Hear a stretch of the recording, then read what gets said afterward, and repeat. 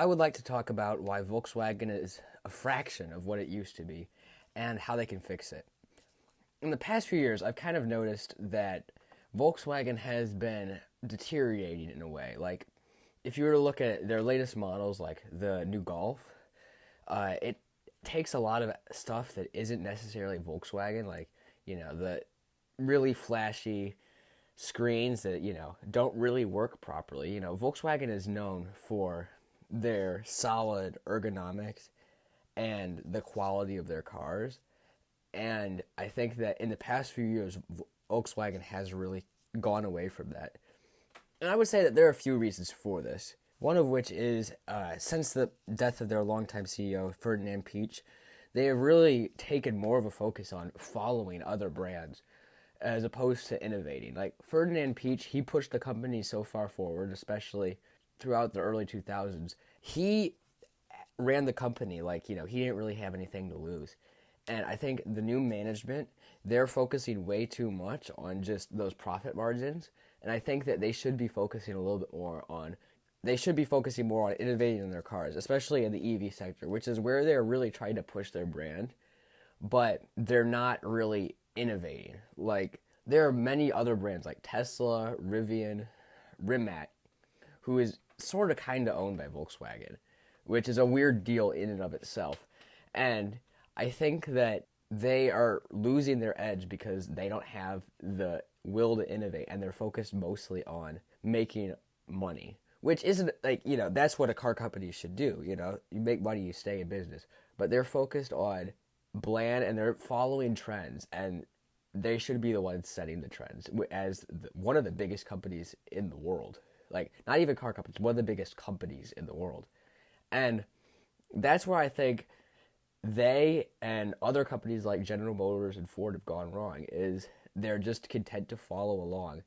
And I would say Toyota is doing a little more innovation, but not really. They're doing the same copy and paste stuff too. If you look at Tesla, they do a lot of stuff right, but they also do a lot of stuff wrong. Like, I would say they kind of made the electric car normal, for better or for worse. And they changed how cars were made and how cars were looked at. But their business management is terrible. Like, Elon Musk promises one thing and then delivers it 5 years down the line.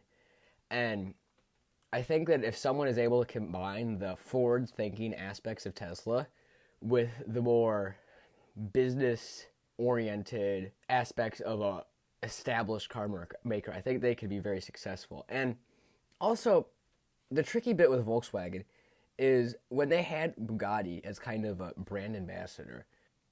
Bugatti was a Bugatti, but it reflected on Volkswagen and the might of them. But now they've sold it off to Rimac, and I think that they lack that wow factor that a Bugatti brings.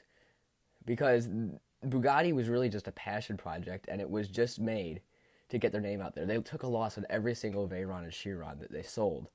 But I think that Bugatti represented something different for the Volkswagen brand, and not just profit margins and Volkswagen Golfs and stuff like that. And I think that that was something that Volkswagen desperately needed, and they don't have anymore. And the quality of their cars, like I said at the beginning of the video, has gone down. Like, unanimously, people don't like the new GTI, which is very, very rare.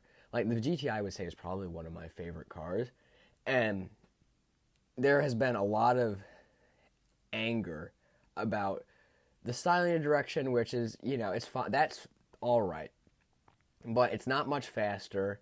It's a little more bloated. And the ergonomics of the interior, like the infotainment system, the big touch screens, no buttons, that's really not what you want in a driver's car. And I think that in that regard, Volkswagen has terribly miscalculated who the core buyers of the Golf are. And it's not people that want the big screens. It's people that want simplicity in a car and don't want to have to mess with a massive, finicky touchscreen going at 70 miles an hour down the highway.